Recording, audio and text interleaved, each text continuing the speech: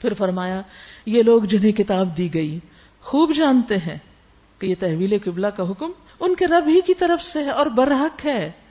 ان یہود کو بھی پتا ہے کہ آخری نبی کا قبلہ کعبۃ اللہ ہی ہوگا، مگر اس کے باوجود جو کچھ یہ کر رہے ہیں اللہ اس سے غافل نہیں ہے. تم ان اہل کتاب کے پاس خواہ کوئی نشانی لے آؤ، ممکن نہیں کہ یہ تمہارے قبلے کی پیروی کرنے لگے. یہ نہیں پاسبل کہ وہ تمہارے پیچھے ہیں، وہ تمہیں فالو نہیں کریں گے. اور نہ تمہارے لیے یہ ممکن ہے کہ ان کے قبلے کی پیروی کرو، کیونکہ قبلے کی پیروی کرنا یعنی کعبہ کی طرف رخ کرنا یہ امت مسلمہ کے امتیازی نشانات میں سے ہے، امت مسلمہ کی پہچان ہے. کیونکہ اللہ نے اس گھر کو ایک مرکزیت عطا کی، ایک شرف، ایک آنر بخشا. ابراہیم اور اسماعیل علیہ السلام نے اس کو تعمیر کیا، توحید کے پیغام کو عام کرنے کے لیے ساری دنیا میں اس کو ایک بطور سمبل رکھا. تو اس قبلے کا اہتمام اور اس قبلے سے محبت اور اس قبلے کی طرف رخ کرنا زندگی میں بھی، اور جب میت کو دفناتے ہیں تو آپ نے دیکھا ہوگا کہ اس طرح دفنایا جاتا ہے کہ اس کا چہرہ قبلے کی طرف پھیر دیا جاتا ہے. تو پھر تمہارے لیے ممکن نہیں کہ تم اس قبلے کو چھوڑ دو اور کسی اور قبلے کی طرف رخ کرو. اور ان میں سے کوئی بھی گروہ دوسرے کے قبلے کی پیروی کے لیے تیار نہیں. اور اگر تم نے اس علم کے بعد جو تمہارے پاس آ چکا ہے ان کی خواہشات کی پیروی کی، یعنی ان کو راضی کرنے کے لیے ان کے قبلے کی طرف منہ کر لیا، تو یقیناً تمہارا شمار ظالموں میں سے ہوگا. یعنی یہ کوئی چھوٹی سی بات نہیں. اللہ سبحانہ وتعالیٰ کے احکامات کی پیروی، حکم کی پابندی نہایت ضروری ہے. الذین آتیناہم الکتاب یعرفونہ کما یعرفون ابناءہم، جن لوگوں کو ہم نے کتاب دی ہے وہ اس مقام کو جسے قبلہ بنایا گیا ایسے پہچانتے ہیں جیسے اپنی اولاد کو پہچانتے ہیں. مگر ان میں سے ایک گروہ جانتے بوجھتے حق کو چھپا رہا ہے. یہ قطعی ایک امر حق ہے تمہارے رب کی طرف سے، لہذا اس کے متعلق تم ہرگز کسی شک میں نہ پڑو. یعنی اللہ سبحانہ وتعالیٰ کے احکامات کے بارے میں ہمیں کوئی شک نہیں ہونا چاہیے. وَلِكُلٍّ وِجْهَةٌ هُوَ مُوَلِّيهَا، ہر ایک کے لیے ایک رخ ہے جس کی طرف وہ مڑتا ہے. یعنی ہر شخص کی زندگی میں ایک سینٹر آف لائف ہوتا ہے، کوئی چیز ہوتی ہے جس سے وہ محبت کرتا ہے، کوئی مقصد ہوتا ہے زندگی کا جس کے لیے وہ جیتا ہے. آپ نے دیکھا ہوگا کہ بعض اوقات لوگوں کی زندگی میں کوئی خاص چیز ختم ہو جائے، کوئی فوت ہو جائے، کوئی چلا جائے تو کہتے ہیں کہ اب تو جینے کا کچھ مزہ ہی نہیں، اب کس کے لیے جیئیں، کیونکہ ان کا سینٹر آف لائف وہ شخص تھا یا وہی خاص چیز تھی یا وہ کچھ کام تھا. لیکن ایک مومن کے لیے سینٹر آف لائف کیا ہونا چاہیے؟ وَلِكُلٍّ وِجْهَةٌ هُوَ مُوَلِّيهَا فَاسْتَبِقُوا الْخَيْرَاتِ، نیکیوں میں آگے بڑھنا، نیکیوں میں دوڑ لگانا، یہ ہماری زندگی کا گول ہونا چاہیے.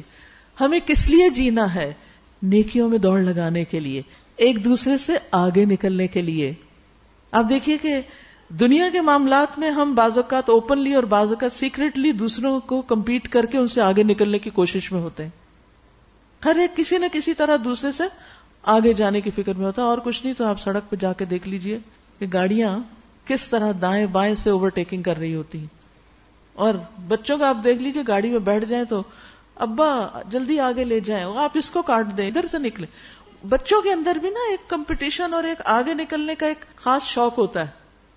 اور یہ ساری زندگی میں انسان کو کسی نہ کسی طرح یہ شوق لگا ہی رہتا ہے، کسی نہ کسی خاص چیز میں آگے نکلنے کا. لیکن ایک مومن کے لیے سب سے اہم ترین چیز کیا ہے کہ اسے نیکیوں میں آگے نکلنا ہے اور نیکیوں میں ایک دوسرے کا مقابلہ کرنا ہے.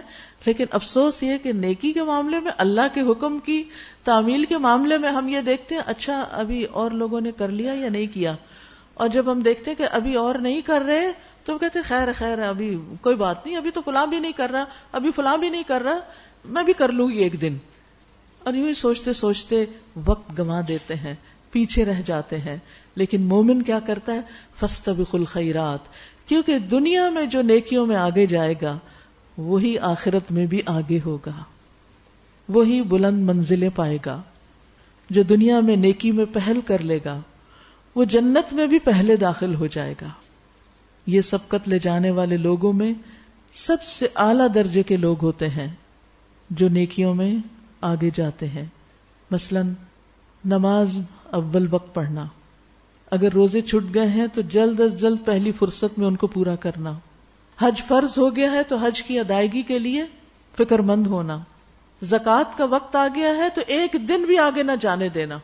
مقررہ مدت سے پہلے ہی نکالنے کی فکر کرنا. یہ نہیں کہ 6 مہینے پہلے زکوٰۃ فرض ہوئی تھی اور ابھی تک ہم سوچ رہے ہیں کس کو دیں کس کو نہ دیں. ہاں وہ سوچا ہوا رکھی ہوئی ہے، دیں گے، ابھی کوئی ذرا مستحق نہیں ملا ہمیں.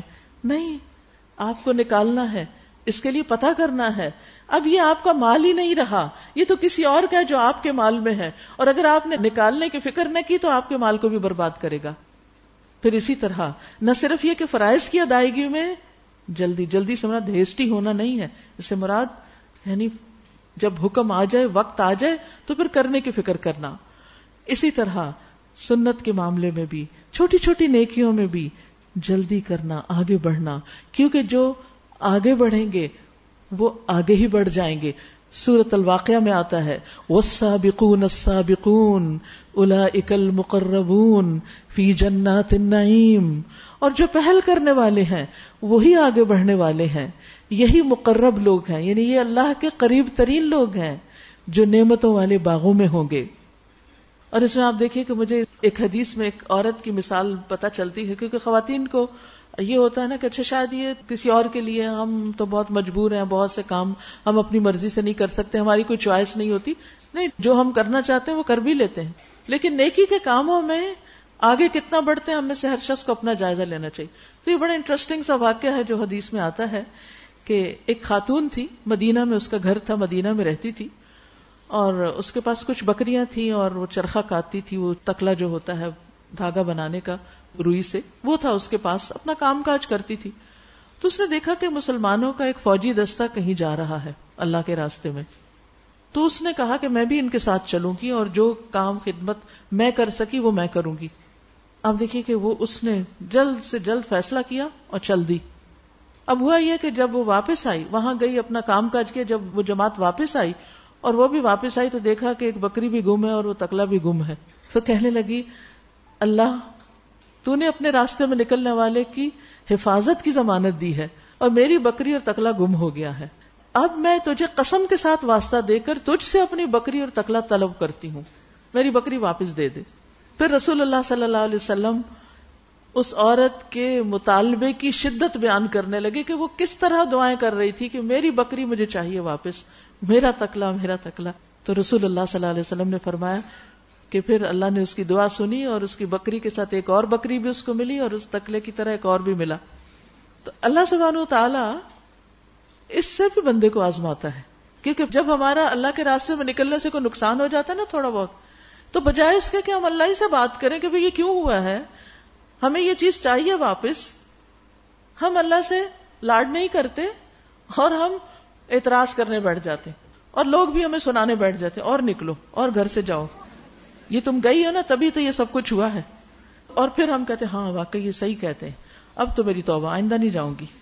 نیکی کے کام میں پیچھے رہ جاتے ہیں. نہیں، یہ مت سوچئے کہ آپ نیکی کے کام میں نکلیں گے تو آپ کی آزمائش نہیں ہوگی، امتحان ہوگا، لیکن پھر اس میں کون ثابت قدم رہتا ہے؟ جو ثابت قدم رہے گا وہی آگے بڑھ جائے گا.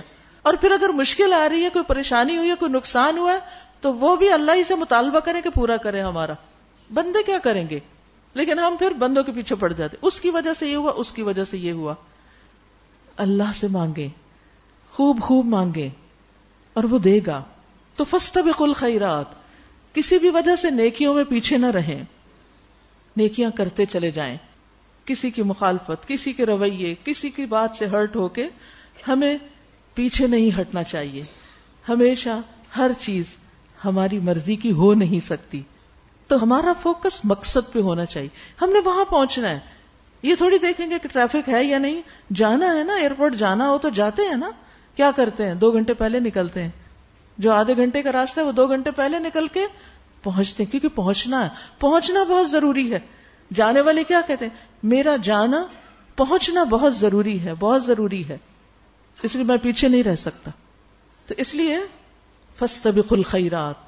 اب دیکھیے کہ یہ جو کی ورڈز میں آپ کو دے رہی ہوں نا، بس اگر پورے پارے میں سے چند ایک بھی آپ اپنے لیے لکھ لیں نا، اور آئندہ کے لیے پھر آپ کو یہ ریمائنڈر دیتے رہیں گے کہ وہ میں نے تو رمضان میں یہ گول سیٹ کیا تھا، میں نے تو دورہ قرآن کے درمیان یہ بات سوچی تھی، میرے ذہن سے کیوں نکل گئی؟ کیونکہ انسان بھولنے والا ہے، انسان بھولنے والا ہے. لہذا اس بھول کا علاج کیجئے، ان چیزوں کو اپنے لیے لکھ لیجئے، اپنے ساتھ قلم ضرور لایا کیجئے. بہت کچھ لمبے چوڑے نوٹس بنانے کی ضرورت نہیں، لیکن کی ورڈز لکھ کر اپنے آپ کو ہمیشہ کے لیے ان چیزوں کا پابند کر لیں. پھر فرمایا اینما تکونوا یأتی بکم اللہ جمیعا، تم جہاں کہیں بھی ہوگے اللہ تمہیں لے آئے گا، تمہیں پکڑ لے گا، تمہیں پا لے گا. ان اللہ علی کل شیء قدیر، بے شک اللہ ہر چیز پر پوری قدرت رکھتا ہے. تمہارا گزر جس مقام سے بھی ہو وہیں سے اپنا رخ نماز کے وقت مسجد حرام کی طرف پھیر دو، کیونکہ یہ تمہارے رب کا بالکل برحق فیصلہ ہے، اور اللہ تم لوگوں کے اعمال سے بے خبر نہیں. اللہ کو سب پتا ہے تم کہاں کیا کر رہے ہو. اور جہاں سے بھی تمہارا گزر ہو اپنا رخ مسجد حرام ہی کی طرف پھیرا کرو، اور جہاں بھی تم ہو اسی کی طرف منہ کر کے نماز پڑھو. یہ دیکھیے کتنا اہم حکم ہے. جہاں بھی تم ہو، ایسٹ میں ہو، ویسٹ میں ہو، پاکستان میں ہو، امریکہ میں ہو، کہیں ہو، اپنا رخ قبلے کی طرف رکھ کے نماز پڑھو، تاکہ لوگوں کو تمہارے خلاف کوئی حجت نہ ملے. ہاں جو ظالم ہے ان کی زبان کسی حال میں بند نہ ہوگی، وہ باتیں کرتے رہیں گے اور تم اگنور کرتے رہنا. فلا تخشوہم واخشونی، یہ بھی کی ورڈز ہیں. فلا تخشوہم واخشونی، ان سے مت ڈرو، مجھ سے ڈرو. اے اللہ کے بندو اللہ سے ڈرو، اللہ کے بندوں سے نہ ڈرو. لیکن افسوس یہ کہ ہم بندوں سے ڈر کے زندگی بسر کرتے ہیں اور اللہ کی نافرمانیاں کیے جاتے ہیں. وَلِأُتِمَّ نِعْمَتِي عَلَيْكُمْ، اور اس لیے کہ میں تم پر اپنی نعمت پوری کر دوں. وَلَعَلَّكُمْ تَهْتَدُونَ، اور تاکہ تم ہدایت پا جاؤ، صراط مستقیم کی طرف چل پڑو اور اس پر قائم رہو. کما ارسلنا فیکم رسولا منکم یتلو علیکم آیاتنا ویزکیکم ویعلمکم الکتاب والحکمہ ویعلمکم ما لم تکونوا تعلمون. یہ اسی طرح جیسے میں نے تمہارے درمیان خود تم میں سے ایک رسول بھیجا جو تمہیں میری آیات سناتا ہے، تمہاری زندگیوں کو سنوارتا ہے، تمہارا تزکیہ کرتا ہے، تمہیں کتاب اور حکمت کی تعلیم دیتا ہے، اور تمہیں وہ باتیں سکھاتا ہے جو تم نہ جانتے تھے. لہذا اب تم کیا کرو؟ فاذکرونی اذکرکم، فاذکرونی اذکرکم واشکروا لی ولا تکفرون، اور میرا شکر ادا کرو اور میری ناشکری نہ کرو. یعنی اللہ نے اگر تمہیں آیات سکھائیں، تمہارے تزکیے کا انتظام کیا، تمہیں کتاب اور حکمت کی تعلیم دی، اور تمہیں وہ کچھ سکھایا جو تم نہیں جانتے تھے، تو یہ سب کچھ سیکھ کر جان کر پھر تمہاری زندگی کیسے بسر ہونی چاہیے؟ اللہ کی یاد میں. وَلَذِكْرُ اللَّهِ أَكْبَرُ، اللہ کا ذکر سب سے بڑی چیز ہے. بندہ مومن اگر اللہ سے محبت کرتا ہے تو بے ساختہ اللہ کو یاد کرتا ہے، ہر حال میں، خوشی میں بھی اور غم میں بھی. فَاذْكُرُونِي أَذْكُرْكُمْ، نتیجے میں کیا سامنے آتا ہے، فائدہ کیا ہوتا ہے؟ جو اللہ کو یاد کرتا ہے اللہ تعالیٰ فرماتے ہیں میں تمہیں یاد کرتا ہوں. تم مجھے یاد رکھو میں تمہیں یاد رکھوں گا. تم میرا ذکر کرو میں تمہارا ذکر کروں گا. اور آپ کو معلوم ہے کہ جب انسان اکیلے میں اللہ کو یاد کرتا ہے تو اللہ تعالیٰ اکیلے میں اس کو یاد کرتے ہیں، اور جب بندہ بندوں کے بیچ میں بیٹھ کے اللہ کو یاد کرتا ہے تو اللہ سبحانہ و تعالیٰ اس کا ذکر اس سے بہتر مجلس میں کرتے ہیں، فرشتوں کی مجلس میں، کہ دیکھو فلاں میرا بندہ فلاں مجلس میں بیٹھ کر مجھے یاد کر رہا ہے. لیکن افسوس کہ ہماری عام طور پر مجلسیں اللہ کے ذکر سے خالی ہوتی ہیں. جب ہم لوگوں میں بیٹھے ہوتے ہیں، باتیں کر رہے ہوتے ہیں، تو کہیں بھول کے ہی کوئی بات اللہ کی آ جاتی ہے یاد، ورنہ تو پھر دنیا کے دھندے اور عام پریشانیاں اور یا اپنی باتیں یا کسی اللہ کا ذکر کم ہی ہوتا ہے. یاد رکھیے کوئی مجلس ایسی نہ ہو کہ جس سے ہم اٹھیں اور اس میں ہم اللہ کو یاد نہ کریں، کیونکہ اس کا اجر اور اس کا فائدہ بہت بڑا ہے. ذکر انسان جب تنہائی میں کرتا ہے، اکیلے میں اللہ کو یاد کرتا ہے، تو کس طرح اللہ تعالیٰ اس کو یاد کرتے ہیں؟ اس کا جواب اس حدیث میں ہمیں ملتا ہے. رسول اللہ صلی اللہ علیہ وسلم فرماتے ہیں جب بندہ کہتا ہے لا الہ الا اللہ واللہ اکبر تو اللہ عز و جل فرماتا ہے میرے بندے نے سچ کہا، میرے سوا کوئی الہ نہیں اور میں سب سے بڑا ہوں. اور جب بندہ کہتا ہے لا الہ الا اللہ وحدہ تو اللہ تعالیٰ فرماتا ہے میرے بندے نے سچ کہا, مجھ اکیلے کے سوا کوئی معبود نہیں. جب بندہ کہتا ہے لا الہ الا اللہ لا شریک لہ تو وہ فرماتا ہے میرے بندے نے سچ کہا, میرے سوا کوئی معبود نہیں اور میرا کوئی شریک نہیں. جب وہ کہتا ہے لا الہ الا اللہ لہ الملک و لہ الحمد تو وہ فرماتا ہے میرے بندے نے سچ کہا, میرے سوا کوئی معبود نہیں, بادشاہی میرے ہی لیے ہے, تعریف بھی میری ہی ہے. جب بندہ کہتا ہے لا الہ الا اللہ ولا حول ولا قوت الا باللہ تو اللہ تعالیٰ فرماتا ہے میرے بندے نے سچ کہا, میرے سوا کوئی معبود نہیں اور میری توفیق کے بغیر گناہ سے بچاؤ نہیں اور نیکی کی طاقت نہیں. ابو اسحاق کہتے ہیں کہ اس کے بعد میرے استاد اغر نے حدیث بیان کرتے ہوئے ایک جملہ کہا کہ جسے موت کے وقت یہ کلمات نصیب ہو گئے اسے آگ نہیں چھوئے گی, وہ آگ سے بچ گیا. تو آپ سوچئے جب آپ اکیلے میں چپ کر کے ذکر کر رہے تھے نا اپنے بستر میں لیٹ کے یا کبھی کام کاج میں یا واک کرتے ہوئے یا ایسے ہی اکیلے بیٹھے اور رب کو یاد کر رہے ہیں تو رب جواب بھی دیتا ہے. وَإِذَا سَأَلَكَ عِبَادِي عَنِّي فَإِنِّي قَرِيبٌ أُجِيبُ دَعْوَةَ الدَّاعِ إِذَا دَعَانِ, میں جواب دیتا ہوں پکارنے والے کی پکار کا. تو جب ہم لا الہ الا اللہ پڑھتے ہیں رب جواب دیتا ہے. تو اس لیے ذکر میں کوتاہی یا کمی نہ کیا کریں, رب آپ کے ساتھ ہوتا ہے. اور اس سے بڑی بات کیا ہو سکتی ہے؟ آپ بندوں سے بات کرنا چاہتے ہیں, ان کے پاس وقت نہیں ہوتا, جواب ہی نہیں دیتے. بعض اوقات آپ میسج میں میسج کرتے ہیں, کال پہ کال کرتے ہیں, وہ اپنے کاموں میں مصروف ہیں, جواب نہیں دیتے. چھوڑیں ان کو, پکاریں اللہ کو, یاد کریں اللہ کو, ذکر کریں اللہ کا. اور پھر اسی طرح حضرت انس کہتے ہیں ایک بدو نبی صلی اللہ علیہ وسلم کے پاس آیا, کہنے لگا اللہ کے رسول مجھے کسی بہترین چیز کی تعلیم دے.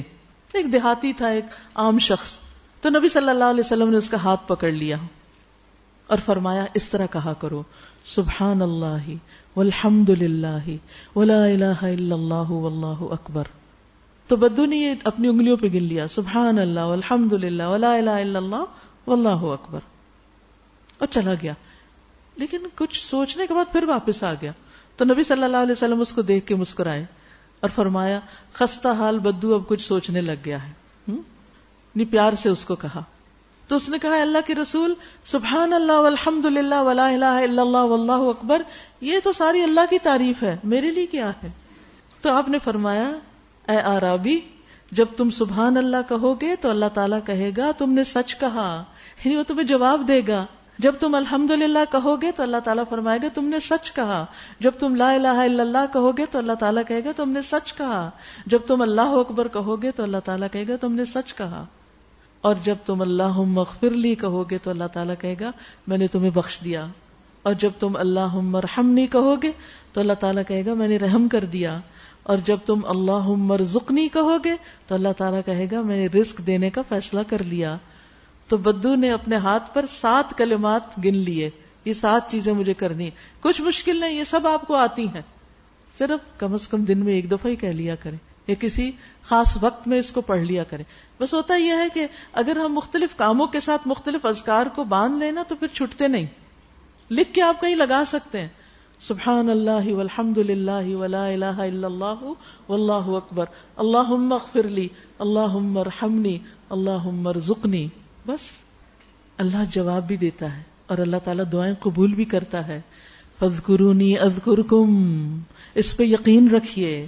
واشکروا لی ولا تکفرون, اور میرا شکر ادا کرو اور میری ناشکری نہ کرنا. ذکر کے ساتھ ساتھ ہر حال میں اللہ کا شکر, کیونکہ اللہ کا ہر فیصلہ حکمت پر مبنی ہوتا ہے. پھر فرمایا یا ایھا الذین آمنوا استعینوا بالصبر والصلاۃ ان اللہ مع الصابرین, اے لوگو جو ایمان لائے ہو صبر اور نماز سے مدد لو. یعنی جب تمہیں کوئی چیز تکلیف دے, کوئی ہرٹ کر دے تو ذرا صبر بھی کر لیا کرو. ہم میں صبر نہیں ہوتا, ہم فوراً واویلا شروع کر دیتے, رونا دھونا, شکوے شکایتیں ناراضگیاں, چیخ پکار. کیا اسی کا نام صبر ہے؟ کیا اس کو صبر کہتے ہیں؟ نہیں. جب دکھ پہنچے تو صبر کرو, ذرا انتظار کرو, ذرا چپ ہو جاؤ, تھوڑا وقت گزرنے دو. یہ جو آگ بھڑکی ہے نا تمہارے دل کے اندر, اس نے ٹھنڈا ہونا ہے، اس شعلے نے نیچے آنا ہے، اور پھر یہ تمہاری زبان سے نکلی باتیں تمہیں کو شرمندہ کریں گی، تمہارے لیے خیر اور بھلائی کے راستے میں رکاوٹ بنے گی. اس لیے ذرا صبر سے کام لو، اور اگر نہیں ہو رہا صبر، اٹھو وضو کرو اور مصلی پہ کھڑے ہو جاؤ، رو اللہ کے سامنے، کرو فریادیں، مانگو دعائیں، مسئلہ حل ہو جائے گا.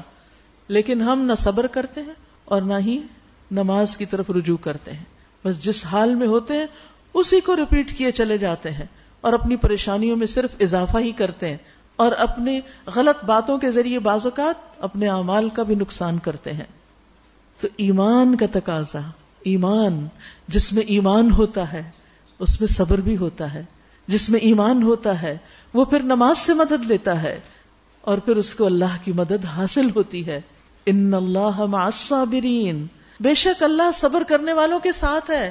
ہم چاہتے ہیں نا ہمیں اللہ کا ساتھ ملے، کوئی ہو جو ہمیں ہیلپ کرے. بازو کا ایسا ہوتا ہے نا، کوئی شخص آپ کو ایسی بات کر دیتا ہے، سارے اس کے ساتھ مل جاتے ہیں، آپ کو اکیلا چھوڑ دیتے ہیں. اس وقت آپ اور فرسٹریٹڈ ہوتے ہیں. اس وقت آپ اگر صبر کریں گے اور تھوڑا انتظار کر لیں گے، دیکھیں کس طرح اللہ آپ کی مدد کرتا ہے اور آپ کا دفاع کرتا ہے اور آپ کو فائدہ پہنچتا ہے.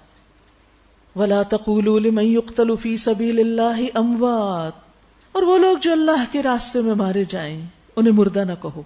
یعنی سب سے زیادہ انسان کے لیے دکھ تکلیف کا وقت کون سا ہوتا ہے؟ جب کوئی دنیا سے چلا جاتا ہے، اور خصوصاً اگر کوئی مارا جائے، کوئی اور اس کو مار دے. ایک تو ہوتا ہے نا نیچرل ڈیتھ ہوتی، اور ایک ہوتا ہے کوئی کلنگ ہوتی، تو وہ شوق ہوتا ہے انسان کے لیے. ابھی تو گیا تھا ہنستا کھیلتا، ابھی کہاں چلا گیا، ایک دم چلا گیا. اور پھر خصوصاً اللہ کے راستے میں، کسی اپنے ذاتی کام میں نہیں، اللہ کے دین کی خدمت کرتے ہوئے چلا گیا. ہاں، ایسے لوگوں کے لیے تو بہت بڑا آنر اور اعزاز ہے. اس موقع پہ صبر کرو اور ان کو مردہ بھی نہ کہو. بل احیاء، بلکہ وہ زندہ ہیں. ولکن لا تشعرون، لیکن تم شعور نہیں رکھتے. تم شعور نہیں رکھتے، تم نہیں سمجھتے کہ وہ زندگی کیسی زندگی ہے، کتنی اعلیٰ درجے کی زندگی ہے، کس قدر کوالٹی لائف ہے جس کی کوئی تمنا کرے. اور ہم ضرور تمہیں خوف و خطر، فاقہ کشی، جان و مال کے نقصانات اور آمدنیوں کے گھاٹے میں مبتلا کر کے تمہاری آزمائش کریں گے. اللہ اکبر. مصائب خمسہ، 5 مصیبتیں کسی نہ کسی طرح انسان پر کبھی نہ کبھی آئیں گی. اللہ نے پہلے ہی بتا دیا ہے یہ ہونا ہے، تیار رہو. یہ ہوگا. کیا ہوگا؟ کبھی خوف ہوگا، کبھی بھوک ہوگی، کبھی مال کم ہو جائے گا، کبھی کوئی جان چلی جائے گی، اور کبھی کوئی پھل یا تمہاری کوششوں کے نتیجے میں کوئی نقصان ہو جائے گا. ایسے میں پھر کیا کرو؟ وَبَشِّرِ الصَّابِرِينَ، صبر کرنے والوں کو خوشخبری سنا دو. کیا خوشخبری؟ الَّذِينَ إِذَا أَصَابَتْهُمْ مُصِيبَةٌ، کہ جب ان پر کوئی مصیبت آتی ہے، قَالُوا إِنَّا لِلَّهِ وَإِنَّا إِلَيْهِ رَاجِعُونَ، تو ان کا قول کیا ہوتا ہے؟ بے شک ہم اللہ کے ہیں اور اسی کی طرف لوٹ کے جانے والے ہیں، واپسی بھی ادھر ہی ہے. ایسا کہنے والوں کے لیے مصیبت ہلکی ہو جاتی ہے. جب کسی بھی دکھ اور تکلیف کے موقع پر انسان یہ سوچ لیتا ہے کہ میں نے کون سا دنیا میں ہمیشہ رہنا ہے، مال چلا گیا یا اولاد چلی گئی یا کوئی اور پیارا عزیز چلا گیا، مجھے بھی تو جانا ہے، میں نے یہاں بیٹھے رہنا. یہ جدائی عارضی ہے، یہ وقتی جدائی ہے. اس کے لیے غم ایک حد کے اندر، ایک لمٹ میں. یہ نہیں کہ اس غم کو اپنے اوپر ایسا مسلط کر لے کہ کچھ اور عمل کرنے کے قابل ہی نہ رہیں. فرمایا کہ جن کی سوچ یہ ہوتی ہے اس موقع پر اپنی موت کو یاد کر لیتے ہیں، اپنی واپسی کو یاد کر لیتے ہیں، ان کو کیا فائدہ ہوتا ہے؟ اولئک علیہم صلوات من ربہم، ان پر ان کے رب کی طرف سے رحمتیں نازل ہوتی ہیں، ورحمتن، اور خاص رحمت آتی ہے، واولئک هم المہتدون، اور یہی لوگ ہدایت یافتہ ہیں. یہ ان کے ہدایت پر ہونے کی علامت ہے. اور جو ایسے موقع پر صبر نہیں کرتا اور اللہ سے ناراض ہوتا ہے اور اللہ کی اطاعت سے پیچھے ہٹ جاتا ہے، کیونکہ کچھ لوگ جب ان پہ مصیبت آتی ہے وہ نماز چھوڑ دیتے ہیں، وہ دعائیں چھوڑ دیتے ہیں، وہ صدقہ دینا بند کر دیتے ہیں کہ کچھ فائدہ نہیں ہوا اس لیے آج سے بند. نہیں، ایسے لوگ ہدایت پر ہیں، وہ پہلے سے بھی زیادہ اللہ کی طرف رجوع کرتے ہیں. پھر اس کے بعد ہماری مشکلات کیا مشکلات ہیں؟ مشکلات تو دیکھیں ان لوگوں کی جو ہم سے پہلے گزر چکے، اور ان میں خواتین بھی شامل ہیں، اور ان خواتین میں ایک خاتون حضرت ہاجر ہیں، ابراہیم علیہ السلام کی زوجہ محترمہ، کہ جن کو ابراہیم علیہ السلام اکیلے ایک چھوٹے سے دودھ پیتے بچے کے ساتھ مکہ میں چھوڑ گئے تھے، اور پھر ان کے پاس کھانے پینے کے لیے کچھ بھی نہیں بچا تھا، بچہ پیاس سے بے حال ہو گیا، اور ماں کی ممتا تڑپ اٹھی، اور وہ صفا مروہ کے بیچ میں دوڑنے لگی کہ ان پہاڑیوں پہ چڑھ کے دیکھوں کوئی آس پاس کوئی انسان، کوئی چرند پرند، کوئی پانی کا انتظام کچھ تو ہوگا، لیکن کچھ بھی تو نہیں تھا۔ آخر اللہ نے اپنی رحمت سے ان کے لیے زمزم کا انتظام کر دیا، اور ان کے اس بھاگ دوڑ کو ہم سب کے لیے ایک مثال بنا دیا، اور جو بھی حج یا عمرے پہ جاتا ہے اس کو صفا مروہ کا طواف کرنا ہوتا ہے۔ کیسے کیسے تھکتے ہیں ہم وہاں جا کر، یعنی حج کے عمرے کے خاص طور پر ارکان میں سے سب سے مشکل رکن ہے، بس ہو جاتی ہے وہاں جا کر۔ تو اس وقت کون ہے جو حضرت ہاجر کو یاد نہ کرے کہ کیا عظیم خاتون تھی۔ اب تو وہاں ایئر کنڈیشنز ہیں اور بہترین فلورنگ اور بہترین انتظامات، اور اس وقت تو وہ چٹیل میدان اور شاید کنکریاں اور پتھر تھے اس راستے میں، پہاڑی سا علاقہ تھا۔ فرمایا ان الصفا والمروہ من شعائر اللہ، صفا اور مروہ اللہ کی نشانیوں میں سے ہے، اللہ نے اسے اپنی نشانی قرار دیا۔ سبحان اللہ، ایک عورت کا عمل اس قدر پسندیدہ قرار دیا گیا جو سراسر اللہ کی خاطر اللہ کے راستے میں تھا۔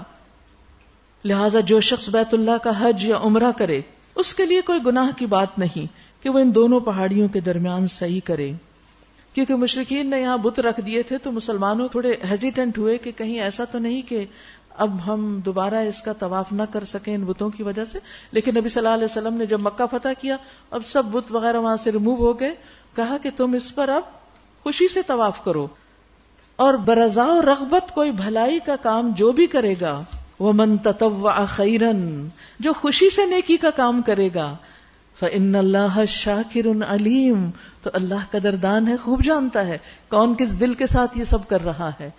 کبھی صفا مروہ کے بیچ میں دوڑنا پڑتا ہے، اور کبھی انسان کو جہاں وہ ہوتا ہے وہاں کوئی خاص دوڑنی پڑتی ہے نیکی کے لیے، اسے بھاگ دوڑ کرنی پڑتی ہے، اپنی گھریلو ذمہ داریوں کے علاوہ کوئی ایکسٹرا ڈیوٹی کرنی پڑتی ہے۔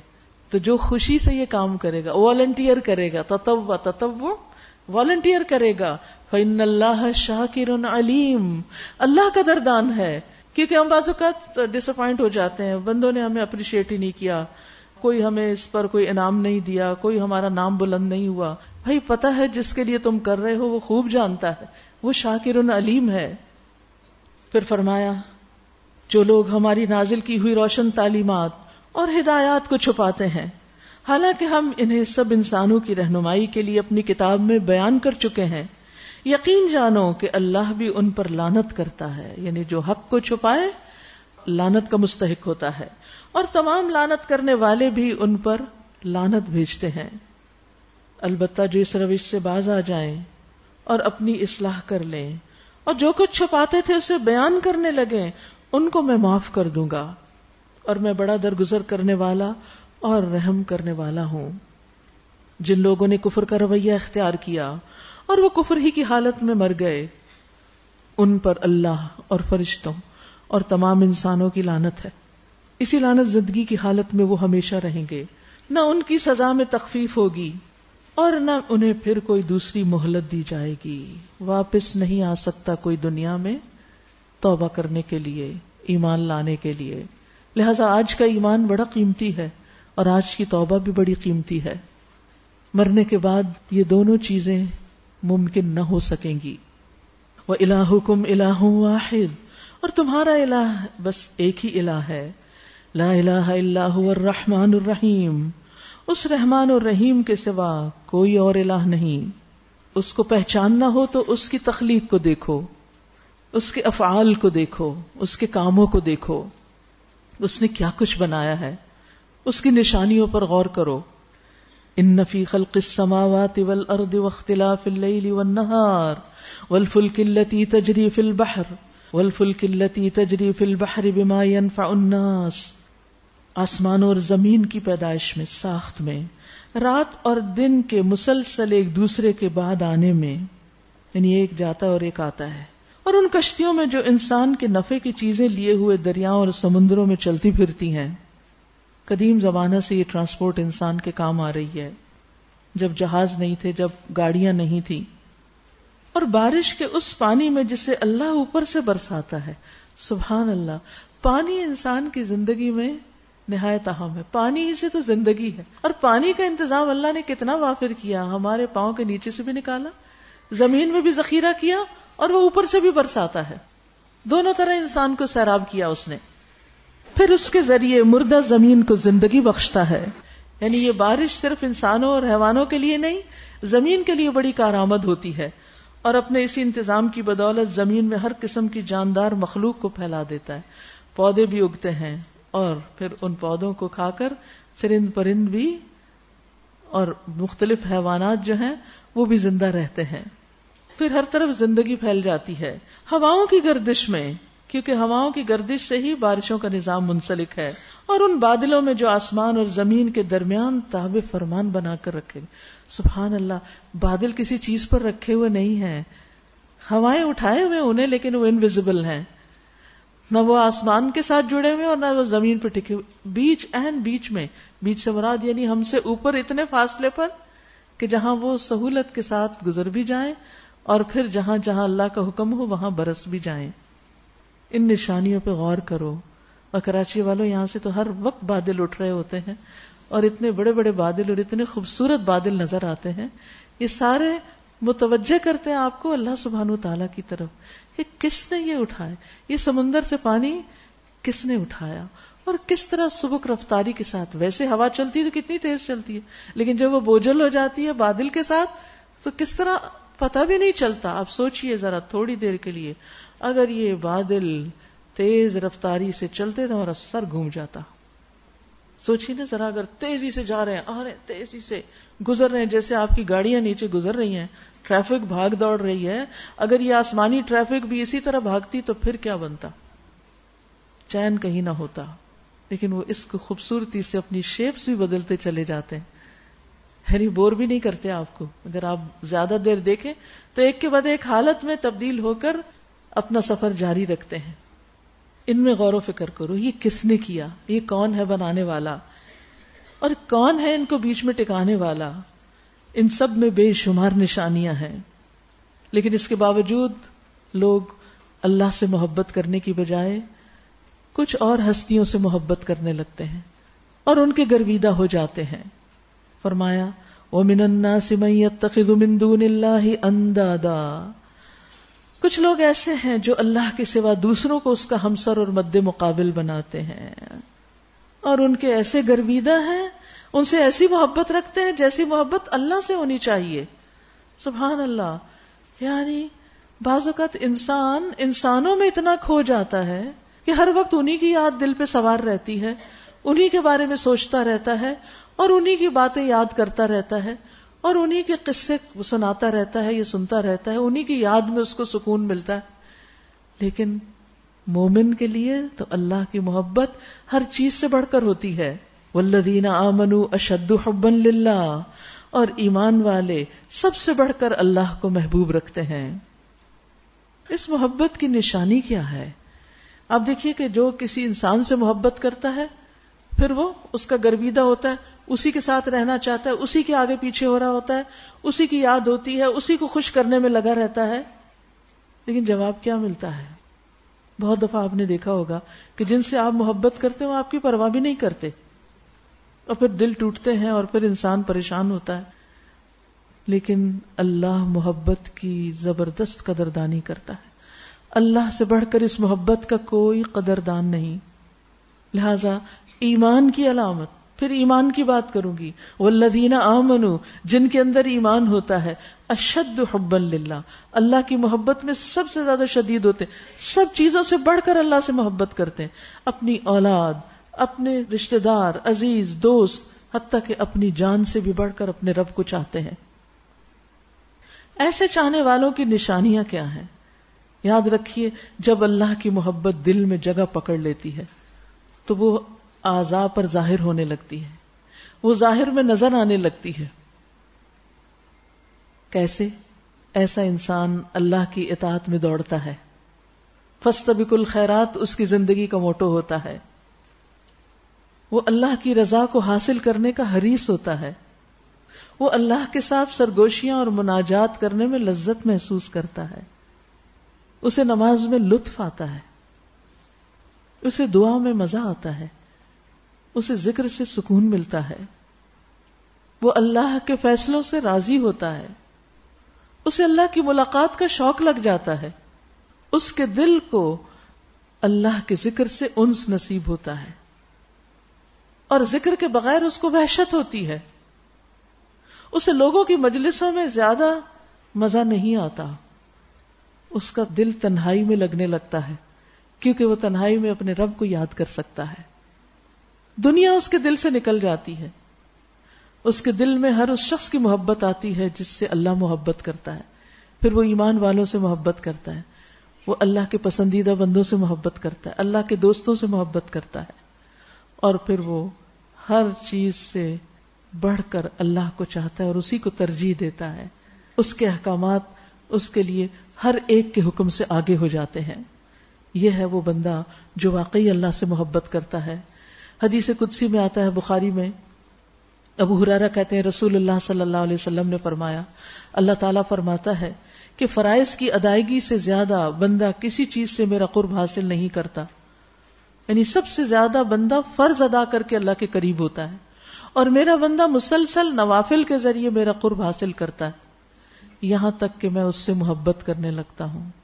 اور پھر جب میں اس سے محبت کرنے لگتا ہوں تو میں اس کا کان بن جاتا ہوں جس سے وہ سنتا ہے، اس کی آنکھ بن جاتا ہوں جس سے وہ دیکھتا ہے، اس کا ہاتھ ہو جاتا ہوں جس سے وہ پکڑتا ہے، اس کا پاؤں ہو جاتا ہوں جس سے وہ چلتا ہے. اگر وہ مجھ سے کچھ مانگتا ہے تو میں اسے ضرور دیتا ہوں، اور اگر وہ مجھ سے پناہ مانگتا ہے تو میں اسے ضرور پناہ دیتا ہوں. یعنی ایسا بندہ پھر واقعی اللہ کا قرب محسوس کرنے لگتا ہے. اس کے کان، آنکھیں، ہاتھ، دل، زبان، پاؤں، ہر چیز اللہ کی اطاعت میں لگ جاتے ہیں. وہ اللہ کی مرضی کے مطابق زندگی بسر کرتا ہے. اللہ سبحانہ وتعالی ہمیں بھی اپنی ایسی ہی محبت عطا کر دے. لیکن جو لوگ اللہ سے بڑھ کر اور معبودوں کو چاہتے ہیں، ان کا انجام کیا ہوگا؟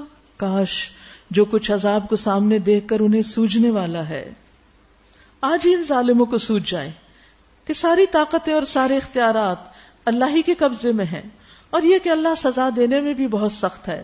جب وہ سزا دے گا اس وقت کیفیت یہ ہوگی کہ وہی پیشوا اور رہنما جن کی دنیا میں پیروی کی گئی تھی اپنے پیروکاروں سے بے تعلقی ظاہر کریں گے، مگر سزا پا کر رہیں گے، اور ان کے سارے اسباب اور وسائل کا سلسلہ کٹ جائے گا.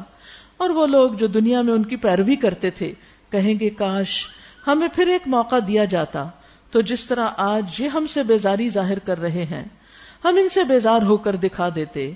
یوں اللہ ان لوگوں کے وہ اعمال جو یہ دنیا میں کر رہے ہیں ان کے سامنے اس طرح لائے گا کہ یہ حسرتوں اور پشیمانیوں کے ساتھ ہاتھ ملتے رہیں گے، مگر آگ سے نکلنے کی کوئی راہ نہ پائیں گے.